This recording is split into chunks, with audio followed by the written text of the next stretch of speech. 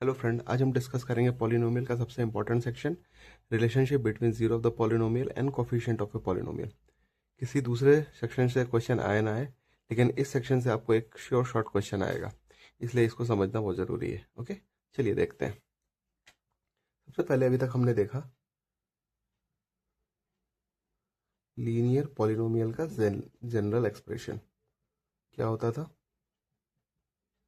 हमारा जो general expression होता था ए एक्स प्लस बी, मैंने आपको बताया लास्ट वीडियो में। ओके, ए एक्स प्लस बी होता था। तो अगर हम लीनियर पॉलिनोमियल के जीरोज निकालना चाहते थे तो हम क्या करते थे, ए एक्स प्लस बी को जीरो से इक्वेट करते थे, क्योंकि हम जानते हैं जीरो ऑफ द पॉलिनोमियल क्या करता है, किसी एक लीनियर पॉलिनोमियल या फिर क्वाड्रेटिक पॉलिनोमियल को जीरो कर देता है। ठीक है, उसकी वैल्यू को जीरो करता है। इसीलिए अगर हमें जीरो ऑफ द पॉलिनोमियल निकालना है तो ए एक्स प्लस बी को हम जीरो करते हैं, फिर एक्स की वैल्यू फाइंड करते हैं। ओके, जो हो जाएगी minus B by A. Correct. तो यहाँ पर अगर आप देखते हैं तो अब हमें रिलेशन निकालना है जीरो ऑफ द पोलिनोमियल और कोफिशिएंट ऑफ ए पोलिनोमियल। ठीक है, तो यहाँ पर देखिए माइनस माइनस को अगर हम अलग रखें और ब्रैकेट में बी क्या है हमारा, बी है हमारा कांस्टेंट। करेक्ट, हमने देखा था जो भी टर्म वेरिएबल के साथ अटैच नहीं होता वो हमारा कांस्टेंट टर्म होता है। ठीक है, और उसके बाद क्या है हमारा ए क्या है हमारा कोफिशिएंट ऑफ एक्स।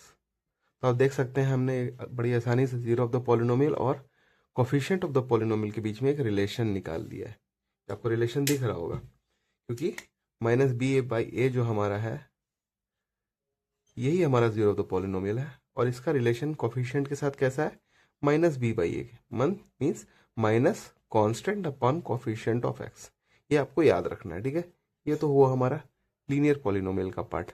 ओके, ये हमने पहले भी देखा था। तो ये आपका रिलेशन है कोफिशिएंट और जीरो ऑफ द पॉलिनोमियल में इन case of linear polynomial. Okay, अब हम देखते हैं क्वाड्रेटिक पॉलिनोमियल के केस में। तो क्वाड्रेटिक के केस में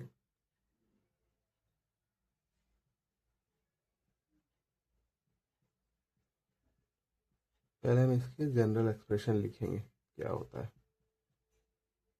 क्या था, हमने देखा था A X square plus B X plus C. ठीक है, ये क्वाड्रेटिक का जनरल एक्सप्रेशन है पॉलिनोमियल का।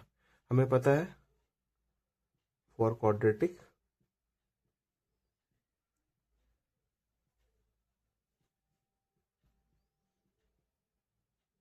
There are two zero of polynomial. ये हमने देखा था क्वाड्रेटिक के केस में दो जीरोज होते हैं। ठीक है, तो चलिए सपोज करते हैं, suppose alpha and beta are the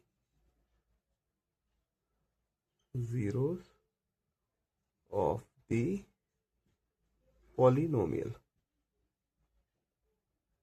correct, हम ये सपोज कर लेते हैं।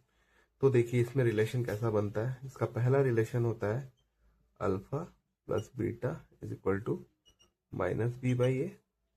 दूसरा रिलेशन होता है अल्फा इंटू बीटा जो होता है सी बाई ए। ठीक है, तो यहां पर आपको दो रिलेशंस मिलते हैं। क्या क्या, पहला है sum of the zeros of the polynomial क्या होता है, माइनस बी बाई ए, और दूसरा होता है product of the zeros of the polynomial C by A. ठीक है, इसको मैं थोड़ा और सिंप्लीफाई करके लिखता हूं। तो यहां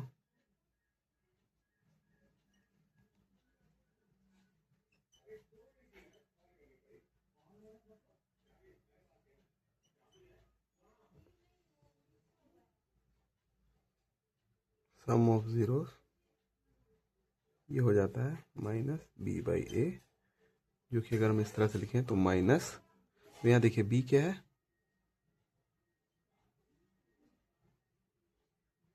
कोफिशिएंट ऑफ एक्स अपॉन ए क्या है हमारा,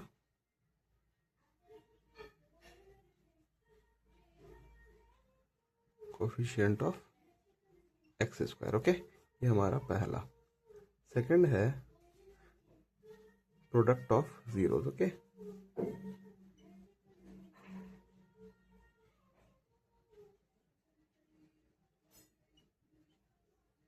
ये मैंने बोला था सी बाई ए। ठीक है, सी बाई ए क्या होगा? सी क्या है देखिए, ये कांस्टेंट टर्म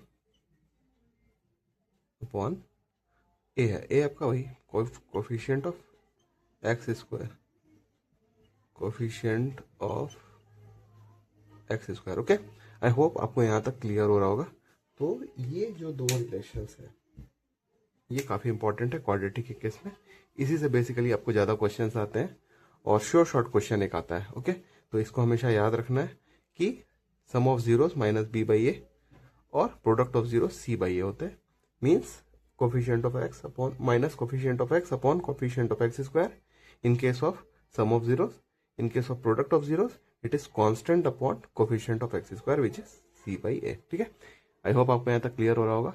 अभी हम इसके क्वेश्चन कुछ बनाएंगे जिससे आपका कॉन्सेप्ट बिल्कुल क्लियर हो जाएगा। ओके, चलिए देखते हैं।